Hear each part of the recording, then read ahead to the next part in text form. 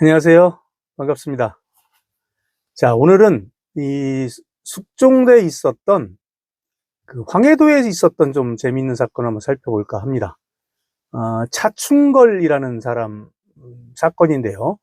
정부에서는 이제 이 사건을 난원 범상 사건이다 그렇게 이야기를 했어요. 난원이라는 것은 이제 뭐 나라를 어지럽히는 그런 나쁜 말, 범상이라는 것은 이제 위, 주로 이제 임금을 이야기하죠. 임금을 범한, 그러니까 난원으로 임금을 범한 사건이다. 결국 이제 뭐 국가의 어떤 중요한 어떤 대상에 대한 해서는 안 될, 지금으로 치면 뭐 유언비어 유포 뭐 그런 정도가 되겠죠. 근데 이제 유언비어 내용이 상당히 좀 곤란한 것이다. 이제 이런 정도로 정부에서 판단을 했던 그런 사건입니다. 이 사건 이제 1691년 숙종 17년에 일어나는데요. 그해 11월 14일 황해 감사였던 박경후가 조정에 보고서 장계를 올립니다. 황해도에 이제 송화라는 지역이 있는데, 이 송화에 사는 선비 정태창이 가명에 신고한 내용을 바탕으로 이제 조사가 이제 이루어진 사건입니다. 이 정태창은 통제사를 지냈던 정부현이라는 무관의 손자예요. 이 정부현이라는 인물은 이제 통제사뿐 아니라 병마절도사. 통제사는 뭐 여러분 잘 아시는 것처럼 이순신 장군이 했던 삼도수군 통제사. 지금으로 치면 뭐 해군 거의 참모총장 역할, 해군 총사령관 같은 역할을 했던 거고. 병마절도사는 이제 지역마다 있었던 각 지역의 병권을 가지고 있었던. 그러니까 무반으로는 육해군의 가장 고위급 관직까지 올랐던 그런 인물입니다. 그 정부현의 손자로 되어 있고요. 이 주한급 구간에는 이제 정부현으로 나오고, 숙종실록에는 정익이라는 인물로 나옵니다. 그 조부의 이름이, 통제사 이름이. 그런데 이제 이 가명에 정태창이 와서 이제 신고를 하는데, 그 내용이 뭐냐면 이 차충걸이라는 이제 이 사건의 주인공인데, 이 차충걸이라는 사람이 자기 집에 찾아와서, 즉 정태창의 집에 찾아와서 아주 대역부도한 말을 했다. 그런데 이제 이런 이제 대역부도, 국가의 어떤 그런 안위라든가 이런 거에 관련된 사건은 지방에서 단독으로 처리할 수가 없었어요. 이거는 다 서울로 올려서 처리해야 되는 사건이었습니다. 그래서 감사가 자기가 처리할 만한 사건이 아니니 조정해서 처리해달라라고 올렸던 그러한 사건입니다. 그래서 11월 17일 감사가 이 정태창과 차충걸 이외에 거기에 이제 거론됐던 사람인 이제 뭐 조이달, 김성건 그런 인물들이 있어요. 이 사람들도 체포했다라는 보고를 합니다. 그래서 이들은 이제 이튿날인 11월 18일 날 이 정태창을 포함해서 전부 의금부로 잡아와 가둡니다. 그래서 당일로 바로 추국청이 설치가 돼서 추국이 시작이 됩니다. 먼저는 뭐 요즘도 무슨 뭐 검찰이나 경찰에 고소 고발을 하면 고소인 고발인 먼저 조사를 하죠. 왜냐하면 이제 그 사람이 먼저 사건의 내막도 알고 있고 하니까 이제 역시 이제 추국도 마찬가지입니다. 고변했던 사람이 이제 정태창 먼저 추국이 시작이 됩니다. 정태창은 그 당시 이제 36살이었는데요. 이 정태창의 진술에 의하면 그해 10월 13일에 해주는 이제 황해도의 가명 소재지죠. 해주의 검단이라는 지역에 사는 차생원이라는 사람이 자기를 찾아왔다는 겁니다. 그래서 이제 만나서 이제 인사를 나누니까 자기 이름이 이제 차충걸이다 그렇게 이제 이야기를 했는데 자기가 이제 술을 좀 가져왔으니 같이 마시자 그러더래요. 근데 그 당시에 이제 뭐 빈객, 즉 손님을 대접하는 것이 양반의 중요한 일 중에 하나죠. 아니 무슨 주인이 손님을 대접해야지 손님이 이런 경우가 어디냐라고 하면서 이제 계집종을 불러서 술을 이제 데워오게 합니다. 그래서 이제 술을 한 잔 이제 마셨는데 뭐 정태창 본인 얘기로는 자기는 이제 술을 뭐 즐겨하는 편이 아니고 술이 약해서 한 잔만 마시고 이제 이야기를 나누다가 이제 재웠다는 거예요. 원래 이제 본인은 처음 보는 사람이고 하니까 집에 재울 생각까지는 없었는데 멀리서 오기도 했고 이 사람은 시간이 돼도 갈 생각이 없더라는 겁니다. 그래서 자기 집 울타리 밖에 이때는 이제 뭐 노비들이 좀 많이 있죠. 뭐 외거노비, 솔거노비 많이 있는데 울타리 밖에 사는 이제 사내종 집에 이 차충골을 재웠다는 거예요. 그래서 이제 이튿날 차충골이 돌아갈 때 만나서 또 이제 이야기를 나누었다는 건데, 근데 이제 차충골이 여기서 이제 이상한 이야기를 합니다. 아니, 통제사의 부인께서 임신한 일이 있다던데 아들을 낳으셨냐 묻는 겁니다. 그런데 이제 통제사 부인이라는 것은 자기 할아버지의 부인, 즉 할머니를 얘기하는 거 아닙니까? 굉장히 예전 얘기잖아요. 정태창 할머니 이야기니까. 이때가 이제 1691년인데, 그러니까 이제 정태창이 의아해서, 우리 할머님은 1628년에, 인조 6년, 그러니까 한 60여 년 전에, 우리 양아버님을 낳고서 그 뒤로는 아이를 낳은 적이 없어. 그렇게 얘기합니다. 여기서 양아버님이라고 한 거 보면, 아마 정태창이 이 집에 이제 양자로 온 것 같아요. 아마 이제 친척인데, 아마 대를 잇기 위해서 아마 양자로 온 게 아닌가 싶습니다. 아무튼 1628년에 이제 저희 양아버지를 낳고선 난 적이 없다. 그런데 그러니까 정태창 얘기가 영태당 이제 차충골한테 이야기하기를 그런데 그 한 15년 뒤에 1643년에 우리 할머니가 복창증을 앓았던 적이 있다. 이 복창증은 이제 이 한의학적으로 이 수분의 대사가 원활하지 않아서 생기는 병이라고 합니다. 그래서 이제 그 증상 중에 하나가 이제 배가 좀 부르고 숨이 차고 그런 증상이라고 합니다. 그 복창증을 앓으셨는데 그때 연세가 53이었다. 그러니까 뭐 임신일 리는 없고, 근데 사람들이 이제 배가 부르니까 뭐 종들이나 혹시 이제 주변 사람들이 혹시 임신하냐 그렇게 의심한 사람은 있었다. 근데 이미 그건 48년 전의 일이다. 그렇게 이제 그 대답을 했습니다. 그러면서 이 차생원은 어떤 사람인데 이렇게 여기까지 오게 됐느냐. 이제 전날은 뭐 제대로 얘기를 못 나눴으니까. 그러니까, 자기가 본래 공부하는 게 있는데, 당신하고 좀 상의할 게 있어 왔다. 그렇게 이제 차충골이 대답을 합니다. 그 정태창이가 무슨 공부를 하고 나랑 뭘 상의할 게 있다는 얘기냐 물으니, 자기는 천기를 공부하고 있다. 천기라는 것은 하늘천 기밀기 얘기죠. 하늘의 기밀, 천지 만물이 돌아가는 이치, 뭐 그런 걸 얘기하는 거죠. 천기를 공부하고 있다. 그러면서 이제 이야기하는 게 더 충격적이죠. 한양이 이제 장차 망할 것이므로, 한양이 망한다는 건 뭐예요? 결국 조선왕조가 망한다는 얘기겠죠. 그래서 당신 집안의 할머님, 뭐 아까 얘기했던 그 혹시 이제 임신했던 것으로 알려졌던 그 할머님이 낳은 아이를 위해서 공부를 하고 있다. 그러니까 정태청이 황당해서 천기가 뭐냐? 그러니까 재물 마련해서 하늘에 제사 지내면서 하는 공부다. 그러면서 이제 자기 일행들을 이야기를 합니다. 재령도 역시 황해도 지명인데요. 재령에 사는 이제 조이달이라는 사람이 이 공부를 주도하고 있고, 그리고 또 구월산에 사는 이제 김성진이라는 사람이 함께 일을 하고 있다. 이렇게 이야기를 합니다. 이제 그러고 이제 보냈어요. 수상하니까 원래는 이제 정태창 이야기로는 바로 그 자리에서 붙잡아서 하려고 했는데, 혹시 또 이제 뭐 차충골이 좀 건장하기도 하고, 집에는 이제 늙은 종밖에 없어서 원래 뒤를 밟게 했다고 합니다. 그러니까 실제로 해주 검단 지역으로 가더랍니다. 그래서 집을 확인한 뒤에 이제 가명에 신고를 했다라는 거예요. 그러니까 이제 가명에서 일단 1차 조사를 했거든요. 거기서 이제 좀 약간 무슨 일이 있었죠. 가명에서도 일단 그럼 차충골도 잡아서 조사를 하고, 이미 이거 지금은 이제 조국청에서 이제 이야기를 하는 거예요. 가명에서 조사했던 이야기를. 가명에서 이제 차충골과 정태창을 이제 대질 신문시킨 일이 있었습니다. 그래서 감사가 차충골한테 정태창을 데리고 와서 너 이 사람 아느냐? 그랬더니 제가 쌍놈인데 어떻게 정생원을 알겠습니까? 그러더래요. 여기서 이제 여러 가지가 이제 들통이 났죠.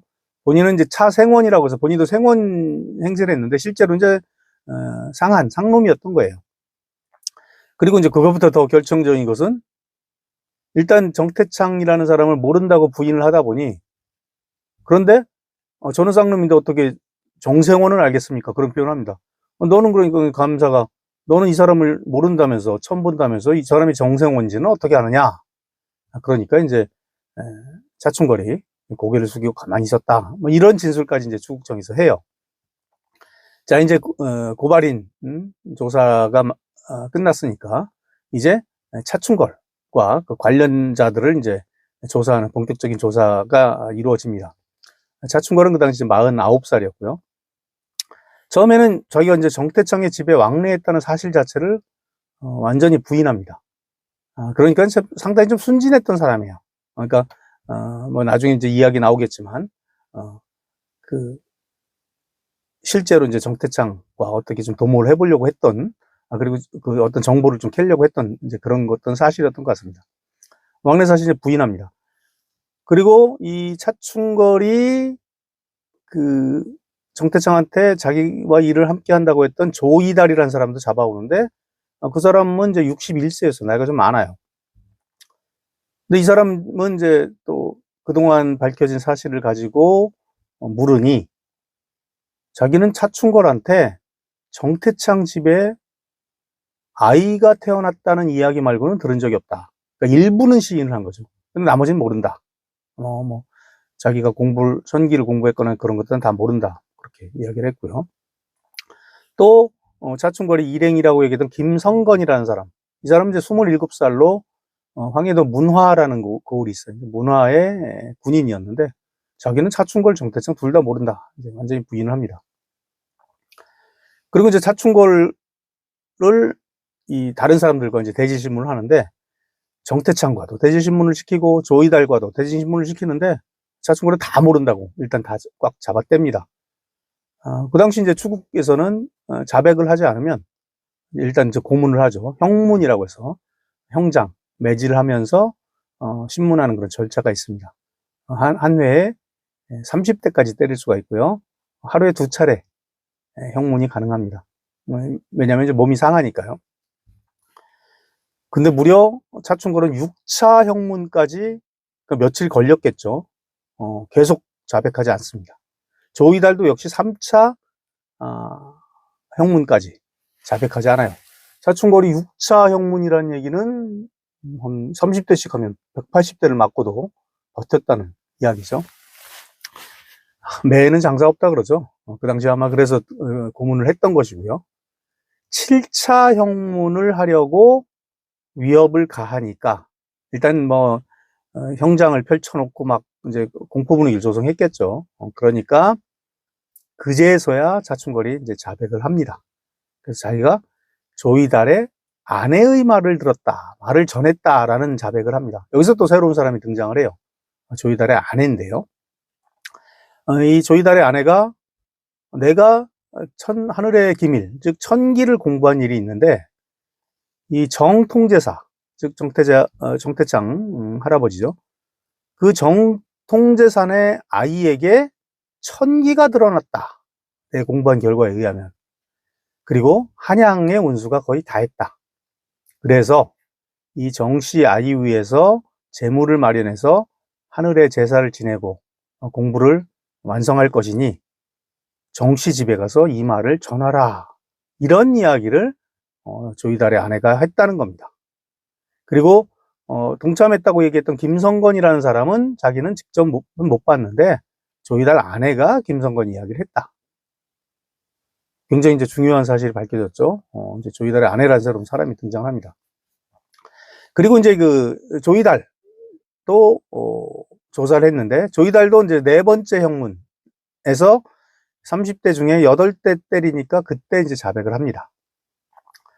그 차충걸과 비슷한 이야기를 해요. 아내가 천기를 공부한 건 사실이다. 그리고 아내가 말하기를 해주에 있는 수양산이라는 산이 있는데 거기 그 의상사에 뭐 의상사라고도 나오고 의상암이라고도 나옵니다. 생불이 있는데 생불 살아있는 부처란 얘기죠. 이름이 정필석이다. 아내한테 들었다는 이야기를 전하는 겁니다. 그 정필석이라는 아이가 7살 때 산으로 들어가 공부해서 생불이 되었다. 이런 이야기를 자기가 아내한테 들었다는 겁니다. 그래서 이제 차충걸이 이제, 무슨 일 때문에 자기 집에 왔을 때 아내가 이 생불 이야기를 언급을 하니까, 나도 비슷한 얘기를 들은 적이 있다. 정통제사의 그 부인이 임신해서 아이를 낳았는데 지금 7살쯤 돼서 어디로 갔는지 모른다고 하더라. 혹시 지금 저희 딸 아내가 이야기하는 생불이 바로 이 정통제사의 아이 아니냐. 그러니까 이제 저희 딸 아내가, 맞다. 그 사람인가 보다. 이 사람이 바로 나라를 차지해 가질 사람이다. 라는 이야기를 했다는 거예요. 이제 굉장히 중요한 단서가 나왔으니까 이 두 사람이 자백한 뒤에 조국정에서는 이 정필석이라는 이제 이름이 나왔죠. 생불이라는. 그리고 조이달의 아내 두 사람을 체포하기 위해서 황해도로 의금부도사, 금부도사를 보냅니다. 그리고 이 차충걸과 조이달은 이미 자백을 했기 때문에 하루도 기다리면 안 됩니다. 그래서 난원범상, 아까 말씀드렸던 것처럼 아주 어지러운 말로 임금을 범했다라는 죄목으로 처형을 합니다. 이 당시 이제 처형은 이제 부대시 처형이라고 해서 그게 부대시 참은 이제 머리를 베는 거죠. 부대시 참이라는 것은 이 때를 기다리지 않고, 예전에는 사형도 적절한 때를 기다려서 했거든요. 그런데 아주 대역부도한, 아주 가장 흉악범이랄까요? 가장 이제 그 범죄의 정도가 높은 사람에게는 이제 부대시, 때를 기다리지 않고 참형을 거행을 했습니다. 바로 이제 거행을 합니다. 그리고 이제 갇혀있던 정태창, 사실 정태창은 억울하게 연루된 사람이죠. 신고한 사람이고, 정태창은 이제 석방을 합니다. 그래서 이제 이 정필석과 그 조이달 아내를 체포하러 갔던 사람들이 이제 보고서가 올라오는데, 이 정필석을 체포하러 이제 의금부 도사가 저 해주 수양산 꼭대기까지 가서 의상함에 갔는데, 여기는 사람이 산 흔적이 별로 없더라고요. 암자는 확인이 되는데 먼지만 가득하고 사람이 최근까지 살았던 흔적이 없었고, 근처의 암자를 모두 수색해도 비슷한 이름을 가진 사람이 없더라. 그래서 정필석은 끝내 찾지 못합니다. 그리고 이제 11월 30일에 조이달의 아내를 잡아요. 이름은 이제 애진입니다. 애진이라는 이제 아내를 잡고 데리고 옵니다. 이 조혜진이 이제 48세였는데, 그래서 이제 추국을 시작을 해요. 조혜진이 아니죠. 조이달의 아내인 애진도 처음 진술에서는 전부 부인을 해요. 자기는 천기 같은 걸 모르는 사람이다. 그리고 차충걸이라는 이름을 처음 듣습니다. 그리고 정씨 집의 아이 이야기는 나는 모르겠고, 아마 남편이 고문을 이기지 못해서 아마 거짓 자백을 한 게 아닌가 싶습니다. 그러면서 이제 2차 형문까지 버텨요. 그러니까 2차 형문이면 이제 매가 한 60대를 맞은 거죠. 여자 입장에서 2차 형문까지 버텼다는 건 굉장히 좀 오래 버틴 거라고 볼 수가 있습니다. 그 이튿날 12월 1일 날 3차 형문이 시작이 돼요. 그래서 30대 중에 24대를 때리니까 그때서야 자백을 합니다. 자기는 이제 무당이 업이었다. 그러니까 조혜진의 직업은 이제 무당이었던 거예요. 무당으로서 헛된 일을 받들며 살아왔다. 이제 헛된 일이라는 것은 이제 그 당시 유학을 하던 때니까 자기가 평소에야 헛된 일이라고 생각했겠습니까? 이제 신문을 하고 있으니 이제 헛된 일이라고 겸손하게 표현을 했겠죠. 자기 집에 병을 고치러 왔던 차충걸한테 이야기를 들었는데, 수양산 속에 공부하는 사람이 있는데 많은 사람들이 존경에 받든다고 하더라. 아마도 이 사람이 나라를 차지해서 받들 사람 같다라는 이야기를 차충걸이 했다는 거예요.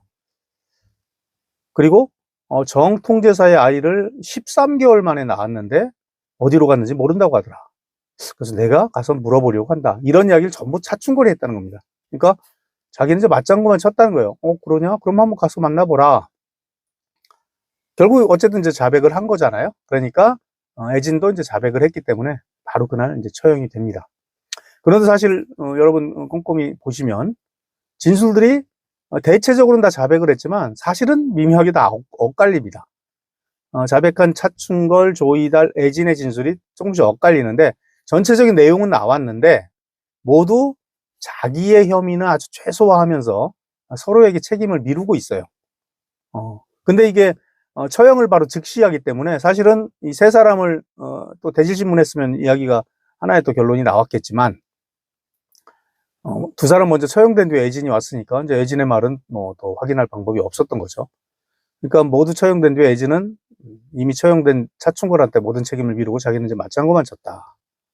그런데 사실 그 애진의 남편인 조이달이 자백하는 내용에서도 뭐 생불 얘기니 정필성 얘기니 이런 거는 자기 아내인 애진이 먼저 꺼냈다는 이야기가 나왔었어요. 그러니까 어느 정도는 애진과 차충걸이 서로 가진 정보를 서로 주고받으면서 그 차충걸은 그 통제사 때 그 할머니가 아이를 낳았다고 하더라라는 이야기. 근데 7살이 됐는데 간대를 모르겠다고 하더라라는 이야기. 그런 이야기와 또 이 애진은 천기를 공부했는데 뭐 생불이 있다더라. 그런 이야기를 서로 맞장구 치면서 조합하는 과정에서 아주 그럴듯한 서사가 마련된 것이 아닌가 그렇게 보고 있습니다. 자, 이 사건의 이제 의미를 한번 살펴보도록 하겠는데요. 이 사건은 종래 아마 그동안 살펴봤던 사건들, 양반층 중심의 어떤 모반 사건이라든가 그 모반에 대한 고변이든가 아니면 또 뭐 무고든가 그런 사건과는 좀 상당히 다른 양상을 보이고 있어요. 이 참여자는 황해도 지역에 있었던 상놈들, 일반 양인들과 무당입니다. 그 숙종실록에는 차충걸과 조이달도 남자 무당, 즉 박수무당을 업으로 했다라고 돼 있는데 이 주한국 구간에서는 얘들이 무슨 특별히 박수무당으로서 활동했던 기록은 별로 없어요. 그래서 아마 직업은 따로 나오지 않는데 그건 이제 불확실하고요. 애진은 확실히 이제 무당이었던 게 맞습니다. 그래서 이제 종래는 그 양반층 중심의 어떤 지식인층의 주모자들이 진인이 나타났다 뭐 그런 이야기들 이용해서 자기들의 주장을 전파하고 동조자들을 포섭해서 뭐 안익신 같은 경우는 실제로 변란을 일으키기도 했지 않습니까? 그런데 여기에서는 일반 그 하층 양인층 상놈들이 민간에서 먼저 진인설을 믿고 정씨를 찾아다니는 그러한 양상을 보이고 있습니다. 그 정통제사의 부인이 이제 복창증을 앓았는데 그게 임신으로 와전이 되고 이게 7살 먹은 아이가 집을 나가서 어디로 가는지 모르는데 얘가 이제 생불이 되었다. 또 이걸 믿던 이제 차충걸이 애진 집에서 가서 이야기를 나누다가 나중에 애진이 시키는 대로 정태창의 집에 찾아가는 또 확인하러 간 거죠. 실제로 이제 정씨 그 진인이 있는지. 그리고 이제 그 정태창도 그런 언급을 합니다. 자기 집에 찾아왔던 차충걸이 어떤 무슨 뭐 정씨 이야기라든가 뭐 천기 이야기 하니까 민간에서 얘기하는 이게 바로 전읍의 참언이구나라고 자기도 생각을 했다는 거예요. 전읍이 이제 전자 읍자를 합하면 정이 되니까 이른바 정씨득국, 정씨가 나라를 차지한다. 근데 이제 이걸 감추기 위해서 전읍으로 이제 글자를 나눈 거죠. 그러니까 그만큼 본인도 이제 정씨 아닙니까? 그러니까 이 당시에 한양에 도읍을 한 조선왕조가 망한다. 정씨가 대신한다는 이야기, 이런 게 굉장히 광범위하게 퍼져 있었다는 사실을 알 수가 있어요. 그러니까 정씨 당사자에서 정태창도 의식을 하고 있었고, 민간에서 이제 이걸 믿고서 무슨 와전된 소문이 겹쳐서 실제로 본인들이 이렇게 정씨 진인을 찾아다니는 이러한 것. 뭐 어떻게 보면 하나의 해프닝이라고도 볼 수가 있지만 그 당시에 어떤 사회상이라든가 이런 것들, 또 특히 정씨 진인설과 관련해서 굉장히 좀 재밌는 양상을 볼 수 있던 그러한 사건이었다고 볼 수가 있겠습니다. 네, 고맙습니다.